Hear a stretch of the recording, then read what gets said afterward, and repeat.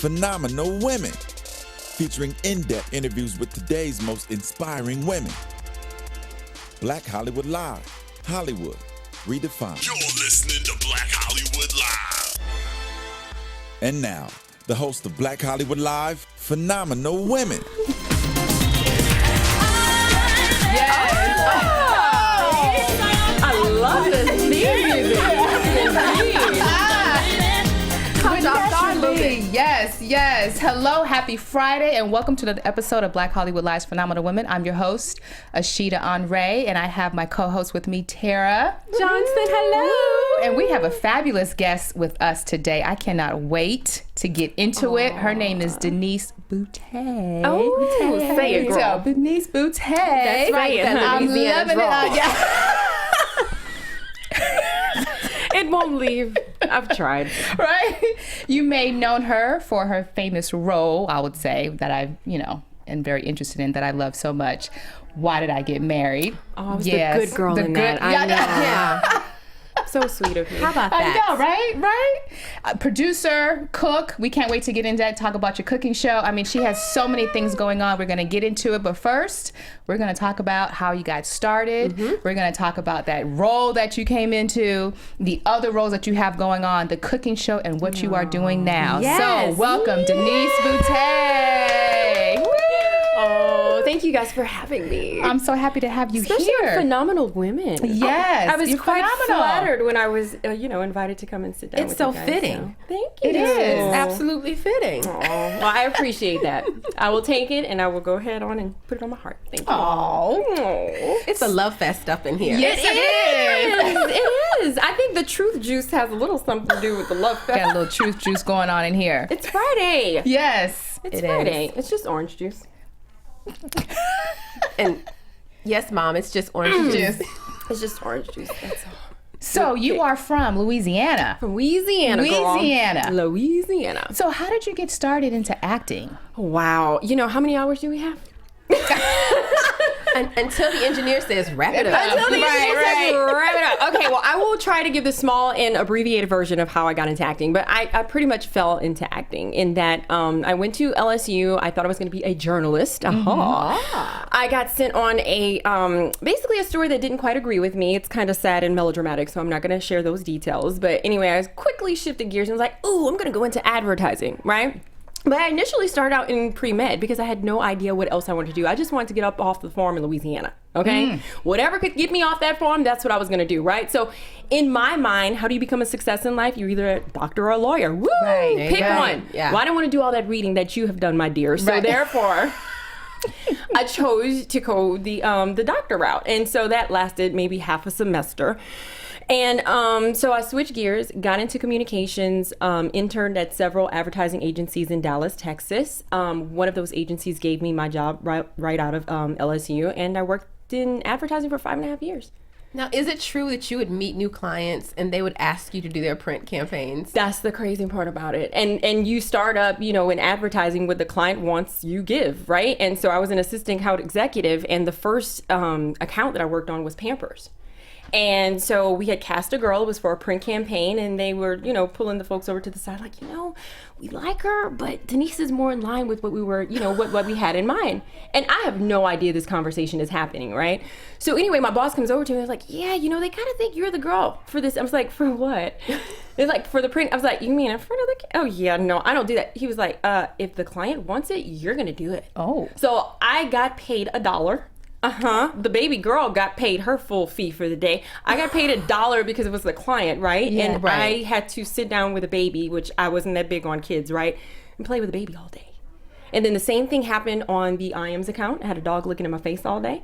Growing up on a farm, that was not appealing. The next thing, it continually happened. The last place I worked at was at Fossil. And so I was in charge of the interactive department. They were launching their clothing line. Several of us around had volunteered to do their print pieces or whatever to go up in store.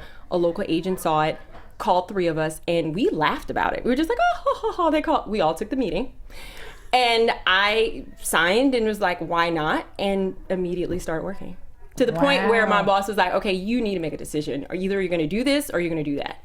And I just took a leap of faith. And I don't know what it is about me. I'm very, very precise and, you know, crossing T's and dotting I's, but I've always been, I guess you would say, kind of in tune. You know what I'm saying? And always kind of like, you know, there's a reason. There's a reason this continues to happen. I don't know exactly why, but I'm going to go ahead and see it through. Right. And I came out here giving myself a specific, you know, amount of time in order to try it, give it my all. If it worked, it worked. If it didn't, it didn't. Because I did not like what I was doing. Right. So that was the crazy part about it. But it just so happened I came here, and a year and a half after that was, why did I get married? I'm loving it. How about that? I'm loving that. So that's why I say, I was like, it's destiny. You know what I'm saying? And that's why I've always been, I think, a little, you know, in tune to that little voice inside. And I just say, why not?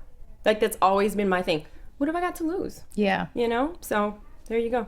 There it is. Well, how was Why Did I Get Married? How was shooting that? How was reading the script? And I mean, when we booked you for the show, I was like, let me ask her, why you do Jill Scott like that? Well, first and foremost, sitting down at the table read was beyond nerve-wracking, because here I am. I mean, Janet Jackson is sitting here. I mean, I am filled, the room is filled with greats and people that I've admired. The people that when I was sitting on the couch, you know, in the backwoods, Louisiana, I'm eating popcorn, I never envisioned doing this. You know, so it was surreal. Yeah. You know, so being in that room with all these amazing people who I had admired, not because I wanted to do their job, you know what I'm saying? But I just loved them. I loved what they did. I loved what they stood for. And to now be in a room surrounded with these people, it was literally surreal. Like, I probably could have gotten kicked off at the table read, because I was like, oh my God. Yeah. Trina, like, I'm gonna steal your mate. Okay. And, you know, I'm serious, and I was so giddy and so excited and just so appreciative, you know, and it was just a phenomenal experience, to the point where when we were filming, especially in Canada, the days that I had off, I was on set. Oh, because you just loved it. I loved it, and a lot of the terminology I wasn't really familiar with yet. I mean, the most training I'd had was at an equity waiver theater in Pasadena, at the Fremont Center Theater. That's where I got my start. And I mean, a lot of the terminology that was used on a film set, I wasn't even aware of. So I would sit down, you know, with the headphones on and just learn and watch and listen and look at what type, you know, and ask him, why did you make that adjustment? What is that for? What is, you know, and the camera turns and, you know, just the terminology I didn't know. So it was just, you know, trial by fire, and thank God, you know, it worked out in my favor. But it was fascinating. It was fascinating to me, and it was just amazing. Everybody was so sweet and so open and so fun to, you know, and they recognized it, but didn't intimidate me because I was the new kid on the block. Right. You know? So how did you and Tasha, because you can't be friends offset and then hate each other on camera. Well, the thing about Tasha is she's very method.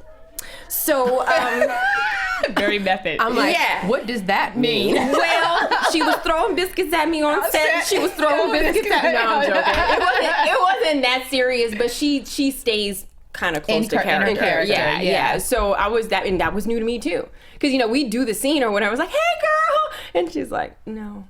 You know, but it wasn't shade. It was just that some people stay in character. Yeah. And I had to learn that. You know, I had to learn that just because it's cut doesn't mean you can be, you know, chatty Cathy and have a conversation and go back and snap back into, you know, the zone. So it was just very interesting. And Sharon Leal was not that way. Sharon could go and bawl and cry and he was like, hey, so what do you want to get for lunch? You know, and so it was a huge learning curve and an amazing experience for me, because I was in such a family kind of oriented atmosphere. I felt protected, you know, to learn. Yeah. And again, Tyler was like, and still is like, a big brother to me, you know. Wow. So, you know, still until this day. And I think it's like that Louisiana connection. You know, I think it's that South. You get down there. You get in that South. And he did. He took me under his wing and just was like, you know, he would fill me in, you know, if I had those questions or whatever. And he would, you know, take me off aside and, you know, like show me the angles and point out why he was. Even the table scene, like the dramatic table scene. Mm-hmm. Yes. He even showed me. Yeah, that one. He even showed me why he was doing, you know, it was like a Jaws type scenario, like his envision. That took, I think, half a day to lay down the tracks and get the camera in the right position to circle the table that way. And it was because, again, it had to be, our lines had to be coordinated with where that camera was at certain points. Right. So it was very, like, time consuming kind of shot, but I say it was worth it. Now, speaking of Why Did I Get Married, you're celebrating an anniversary coming up. Married. Yes. How about that? Which I can't believe. 12 years. A dozen. Congratulations. Woo, thank you, girl. Did They you should learn give out anything? awards or something I know, right? now in America. I mean, I hate to say that, but it's like it should When be a you big hit celebration. when you get past the 7-year itch, when you get a decade now, a dozen years. It doesn't seem that long at all. It really doesn't. But May 10th. That's crazy. Congratulations. That's great. amazing. Congratulations. From the Thank movie, you. did you learn anything and was able to apply it to real life? I learned what not to do. So What not to everything. do. And sometimes that's just as good, important. right? That is So just I as learned important. whatever we did on that set to do the opposite. That's what I learned. But no, I mean, in all honesty, I feel like, and I'm not being cliche, I'm not the violin chick, okay? I'm not even the most romantic or something, right? We were friends, you know what I'm saying? And he literally is my best friend. Now, I laugh and joke, but I'm serious. Like, I may not be his best friend, you know what I'm saying? Because guys, I think for guys, it's easier for them to make friends. You know what I'm saying? And so his boys that were from his cousins to his, close-knit family and friends or whatever that he grew up with, and also the backwoods, Louisiana, he still stays in contact with them today. You know what I'm saying? And so it sometimes it's always interesting to me to see like men's friendship dynamics and women's friendship dynamics. Yeah, it's different. very interesting. Yeah. But a guy, like, you cannot have talked to him like in years. I mean, some of us as females are blessed to have those types of relationships, but for the most part, guys can do that much easily than we can. Like, if you call your girl after 6 months to a year, there's a chance you're gonna get some shade. Yeah. You might break the ice, after a Right. certain point and finally be able to get on the good foot. But for guys, it's like there's no like resistance or resentment toward that. It's like I don't know if they just naturally understand that life happens, or they don't have those expectations of each other. I don't know. It's so interesting to me, that dynamic. But guys, to me, have an easier time, keeping their relationships going and the loyalty and things like that. That women, we just kind of have a we hard struggle time with that. Yeah. We struggle with that. we do. We do. Oh my God. But, I mean, and I say thank goodness, because I'm not searching, I guess you would say, for friendship. So when it happens to appear, I'm like, where'd you come from? So that's the fun part about it, is that, I'm not looking for a buddy but if it just so happens to enter and I recognize it as such, it's like, wow. You know what I'm saying? So I feel very blessed to, be in that kind of a situation, Love it. Now, soon after, you got Meet the Browns. Yeah, Meet the Browns, Which is another Tyler started Perry. about a year and a half Yeah, after right. that. Yeah. Yeah. And we were following, of course, House of Pain and shooting at record pace. We would shoot 3 to 4 episodes a week. So Tyler basically wrote and broke the mold with regards to how you shoot a sitcom, because the normal situation is that you do a table read on Monday, you work out the Right. script, you get rewrites, it takes a week. Okay, so the normal process for a sitcom is a week. Not with Tyler. We would go on set, we would get all of our scripts on that Friday, we would get 3 to 4 scripts or whatever on that Friday, and we would shoot come Monday or whatever. We had one in a can a day. So you would have to One in a can a literally day. study your lines over the weekend. Oh yeah, and Multiple and episodes. preparation. He's like, look, I write, I direct, I act, I do all this, and I can fit in. So you come prepared. So when does he sleep? Because I don't know. I'm like, Tyler. I will tell you right now. Tyler. I honestly and truly, I have no idea. I think he's cloned himself, and he hasn't told us. And he's keeping that secret Because really I quiet. have right? just no don't idea how this. understand. I have no idea. I really and truly, I have no idea how he does. So all he'll that. give you scripts, like episodes. Oh, yeah. On Friday. Oh, yeah. So 3 episodes on Friday. Yes, ma'am. 3 to 4. 3 to 4 episodes. 3 to 4 episodes, and when you come in, you are not only working out the jokes, you are blocking, you are this, you are that, and the cool thing about us is that David and Tamala, of course, automatic chemistry. Right. So they weren't working on trying to figure it out or find it. Tamala's biggest issue was laughing at David. Like they are. Oh my God! You want to talk about a phenomenal couple that are besties? They were here Yeah. a couple of weeks ago. Oh my God. Like, I went crazy because we went to the Stellar Awards and they were on it. And when I tell you, okay, Miss Thing, I hate this new word, but it's true. Her hair was on fleek. I was like, always. It is sometimes I hate trendy words. Right. I hate trendy words, but I had to say, I was like, your hair is on fleek. I was like, your outfit, your hair. The chick had like 20 changes during the show. She I looked was like, amazing. she always did. And when I tell you, I don't know if she shared this with you guys, but she designs her clothing.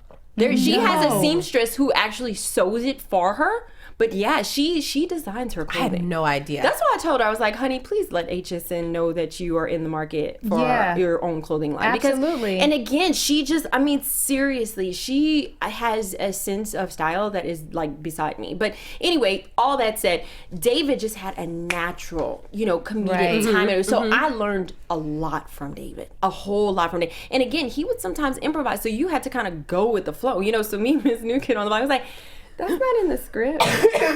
You know what I'm saying? Right. You're like, and? You know what I'm saying? Oh, okay. And so it became like a family. Yeah. You know what I'm saying? Even Lamont, I talk to Lamont like all the time, and we're always like so supportive. Miss Logan is hitting the floor. You want to talk about a bad girl? Yes. Okay. Actually, I watched that show too. Hit the Floor. Love it. Love it. Because I was a cheerleader in high school. Oh, were you really? Yeah, you guys both looking at. You learn something new every week here. You had no idea she had the pom-poms. Yes. From pom-poms to law books. Right. And she's a player. We're gonna cheer in here one day. Oh wow! If that's what the bar says. Yeah. That's what the New York State bar says. I was gonna say, God forbid needing representation. I was gonna New York State bar still better say that. Wow. Oh, Yes. You might have to go ahead and update. No, I'm good. Oh. I'm good. I'm good. In good standing, I promise. In good standing. Good standing. So yeah, I mean, it was amazing. It was fun. It was a family. It was like playing. And then Terry J. Vaughn became like, seriously, mentor, to me. She just has the biggest heart. She had been in the business, the ups and the downs, and she like really, had a lot of heart to hearts with me, with regards to the business and things that you can expect and, to be prepared for, and she's just good. She's just a really great confidant.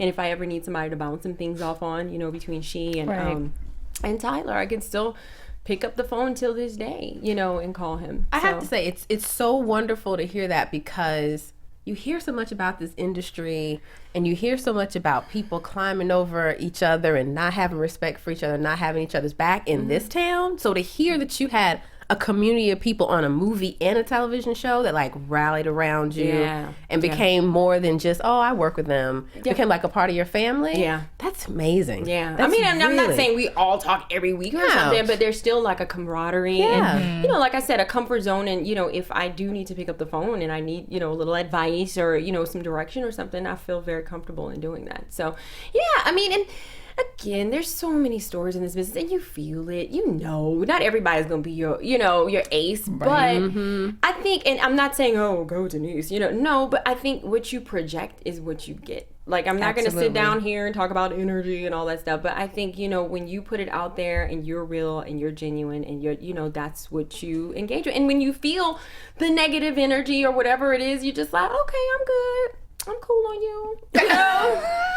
I got it, and it's okay. Yeah. You know what I'm saying? You can't have that expectation that everybody is going to be that way. And some people have been jaded to the point where they do have a little something going on. But it's not because of you, it's because of life happened. Yeah. Life happened. You know what I'm saying? Or they're in a place in their life or whatever where, they're just not in that space, So. Well, you're in a good space right now because you have Meet the Browns. You have Why Did I Get Married, which just propelled you for your role, your lead that's coming out, that's actually premiering this on May 9th. Coming up for The Love of Ruth, which is premiering on TV1 on May 9th. At 8 and 10. Yes. I saw that 8 and 10. Let me go ahead and do this because I got a little sweat action right here. It is truly summer. Okay, but yes, I mean, we don't have no makeup, so Right. Makeup. I know. No. So, for The Love of Ruth. Okay, here's what I have to say. I have never seen a network push and promote a movie the way they have like stood by and pushed and promoted Ruth. Like the production company Swirl Films, this was my 4th time actually working with them, and shout out to those guys out there. They're amazing. And one of the first jobs I did after I had my daughter was with Swirl Films. The first time I had a gig after that was with Swirl Films, and I have worked with them 4 times since then.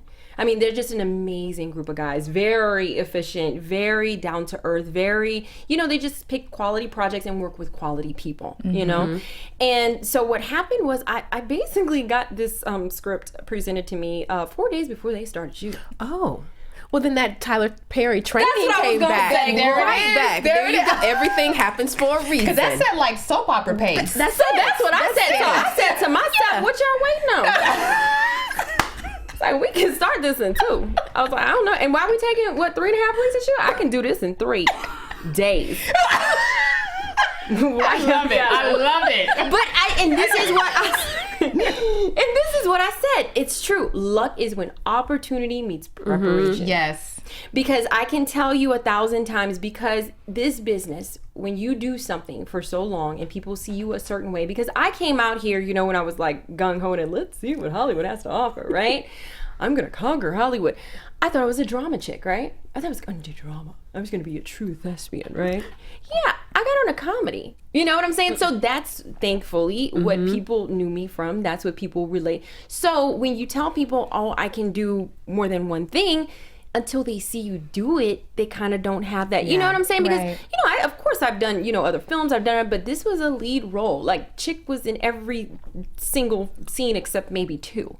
You know what I'm saying? So for, Swirl to believe that I could, carry this film, for them to surround me with the caliber of cast that they did, for, TV One to have been, every single week since we wrapped, I've been someplace running. I even hosted a few of their upfront, meetings that they had in New York City. And it's been phenomenal. Like, again, they've like really embraced me and just, are so excited about this film and been pushing it and advertising it like crazy. And I just feel so blessed. You know what I'm saying? I feel like I'm in a different phase, I guess you would say, in my career, because I can show people I'm not a one-trick pony. Right. You know what I'm saying? I can do more than comedy. I love comedy. It is so, once I got the hang of it, I understood, the beats and the reverses and the technical side of comedy, I could have fun with the comedy. Right. But I wanted people to see I can do this too. It got to the point where Christine Swanson, the director, was just like, because I was like,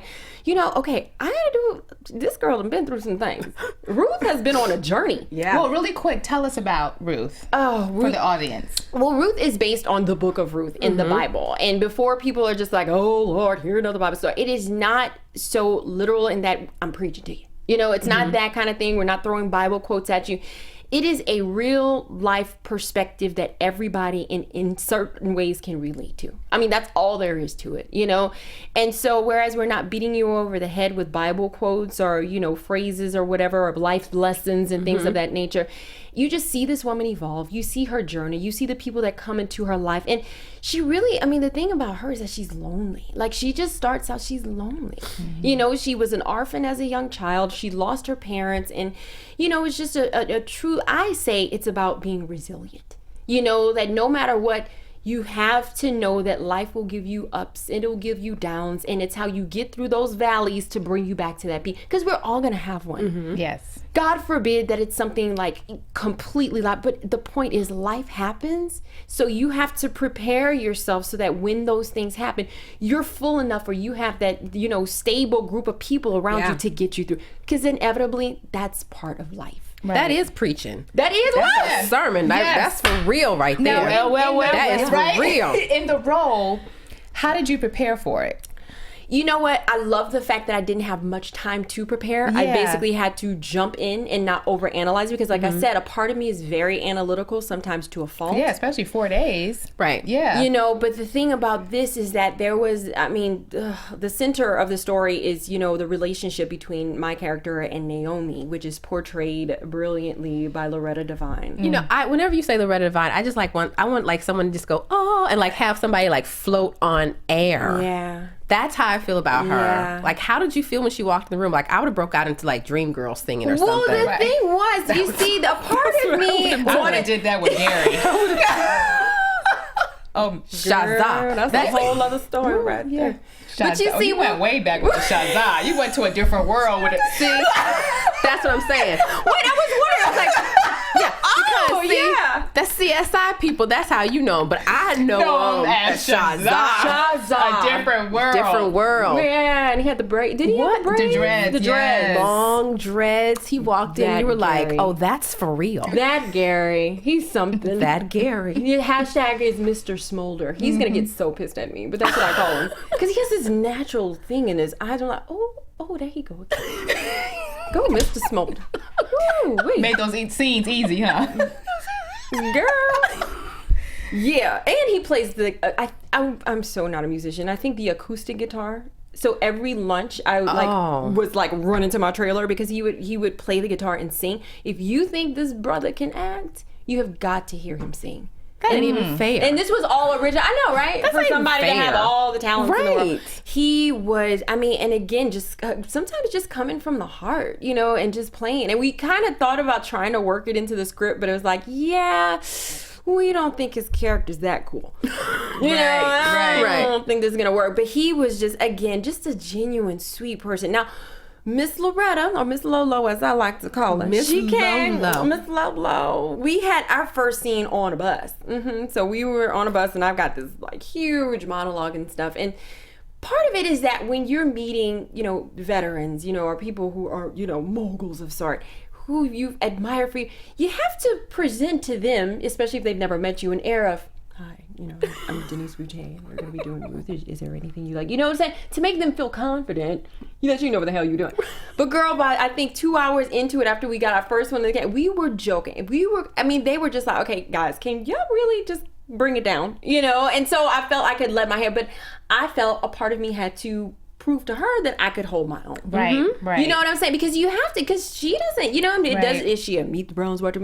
I don't know. You know, so you have to make sure that they know that this movie they signed up for with this girl that may not be the known girl, you know, is gonna bring it. Right. And they feel confident that, well, you know, I'm quite proud of this piece. How about that? If she would say so herself. I have to say this, and for me, this was an opportunity. It wasn't about the hair. It wasn't about the makeup. It wasn't about the wardrobe. This was straight up character work. And that's what I needed to show everybody. I didn't need the hair and the bustier tops. I didn't need to steal nobody's man. I didn't have to, you understand what I'm saying? I didn't have to wear the push-up and the spank, which is hurting right now. I didn't have to do all that in order to show people that, you know what I'm saying? This was about range and this was about chops. This was something that I literally have on my dream board. Was like, I can't keep telling people I'm going to have to show them. Yeah. Can't keep telling them I'm going to have to show them. So when this dropped in my lap, I was like, here's my time to show them. Yeah. And that's what it was, because that's what I had been praying. I was like, I'm ready. I've been asking for it for so long. So if this opportunity has presented itself, I'm ready. You ready? It's that was it. What I call like the ugly role, where you don't worry about. Girl. That's what I mean. It's the ugly role. It was ugly. And not everybody's willing to take the ugly role. I am. The ugly. Does the ugly role come with a ugly check? With the snot, I mean, because you got snot. Yeah, it's not cute. Does it come with a check that cashes, not bounces? Then, Right, you know, right. then maybe sign me up. Just You know what I'm saying. saying? You know what I'm Just saying? saying. Now, speaking of other things that you are good at, let's talk about your cooking series. Yes. Aw, thank you so much. Denise's Dish. Denise's Dish Girl. So yes, Yes. I'm serving it up in the kitchen. I just decided to. I've always loved cooking, and to be honest with you, I think after I had my daughter, I was kind of trying to reconnect with self, you know, and I wasn't auditioning as much, you know, they were coming, but I was like, you know, I just felt like I needed to kind of get this, you know, mommy thing in her. For me, it was an adjustment. I mean, Right. I wasn't like all women like, oh my God, my baby is the best. I was just like, where did this thing come from? She's turned my life upside down.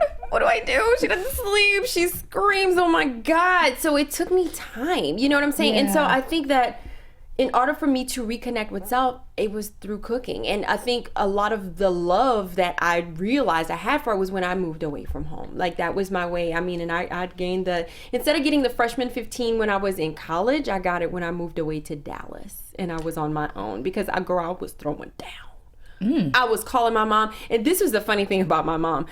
they don't measure anything most of the time in Louisiana. It's about the color, it's about the taste, it's about the smell. It's a smidge. It's about this one right there. Throw it in. Yeah. So here's my mom's description of how you make a roux, right? So I'm like, Mom, I want to make my first gumbo, and when is it ready? How do I know not to burn it? She's like, well, baby, here's what you do. She was like, you put your arm by the pot, and when the roux turns about the color of your arm, it's ready. I said, okay. She's like, well, if you want a light roux, you go ahead and get that little jar of Jif, and you put that peanut butter on the side of that pot, and that's when you got a light roux. So that's your dark roux, and that's your light. Now, if you want a real dark roux, you parch a pecan. And when it turns the color of that parched pecan, I was like, thanks, Mom. Okay, roux making 101 from a woman who knows how to throw down. Okay, it's just like, to them, it's just like, second nature. For me, it was hilarious. And so what happened is I learned how to recreate a lot of the comfort foods that I grew up eating. My mama was a phenomenal cook. Almost every single Sunday was like soul food. We would go to and they had animals. They had, corn. We had a lot of the things that we ate, at least meat-wise, we raised ourselves. Like my thing was picking eggs. Like I had to go pick eggs every day and stuff. We all had chores. We all had things to do. And so I grew up around it, but I didn't necessarily do it because I didn't have to, right? We would make our own sausage, everything, right? And so anyway, when I left, that was my way of like curing the homesickness, was, making these recipes that I grew up eating. And so what happened is when I moved here, and I had my daughter, I was like, you know what? We need to have this someplace. I had all these like random pieces of paper that were all stained, because that's when you got a good recipe. That's it. When you got a grease stain, girl, or you can barely see it because it's got a smidgen of whatever you had was stirring in the pot. What is that? What I'm saying? It's like, what the hell? And so what happened is I called my nanny, and people were just like, oh, you had a nanny. I'm like, that's my godmother. We didn't have money like that. That's what we call them in Louisiana, the South. Dude, we were getting commodity cheese. Yeah, no. Okay, your nanny is your godmother. So my mom's sister, and I was like, Nanny, do you still have, my mom's pictures and her recipes? And so what happened is, over the course of a few years, we would look at it, and my mom wrote phonetically. So a lot of her recipes were how they sound, not how you would actually spell it. And so we were just like, oh my God, this was like putting together a mystery, And so over time, what happened is we wrote them down. We, tested them out. Nanny, is this right? Oh no, babe, you need to do this. You need to do that. And we tweaked it. And what happened is I came up with a dozen recipes, a dozen family recipes, like our signature dishes. And that's what's going to be in the cookbook. The things that I showed on Denise's dish, fantastic. It was just fun. I was just, in the kitchen, you know what I'm saying? I had a few friends or whatever that could, lead me, guide me, put on a camera, and I just did it in my kitchen. We didn't overthink it, just to put it out there and to have a presence. And so we did that, and then over the holidays, I went back home, and what I did was like on location. I cooked in the kitchen with my brother. Oh, that's fantastic. John Foles, who is notorious for being like a culinary king back home, I cooked with his nephew.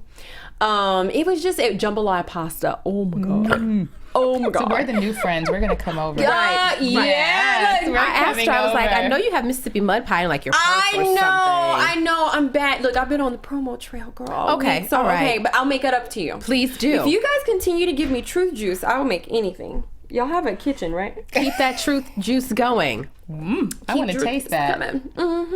But no, it was so funny because I actually got a chance to, and we did like, I would say a dozen full length episodes. So this is not just like, 5 to 10 minutes like on the web.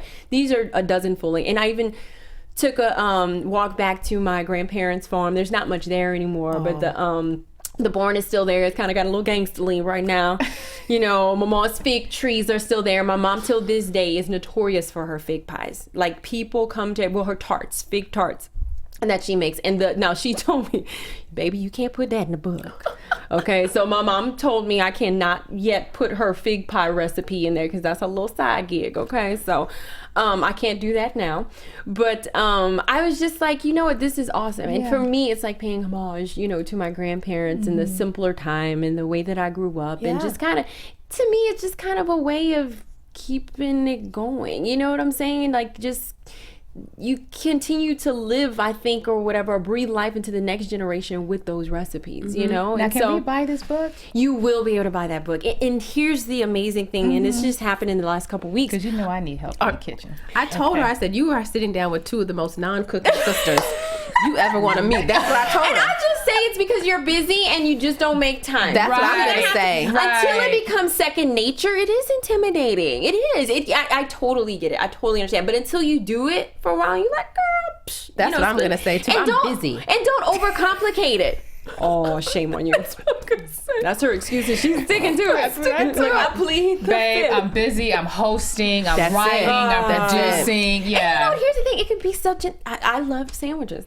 I love like hot sandwiches. It can be that in some soup. Like it can be something so simple. It doesn't have to be overcome. But I think when people think of cooking, they think it is Yes. hours, stirring, and it doesn't have to be that complicated. But I think until you start doing it a little more often, and you just become second nature to you, you think that it's this huge intimidating process, and it's really not. So when can we buy this book? 'Cause I'm interested. Well, this is the cool thing about it. I was going to self-publish. I was going to go the independent route Right. now, but as of 2 weeks ago, we actually have a publishing house that is interested.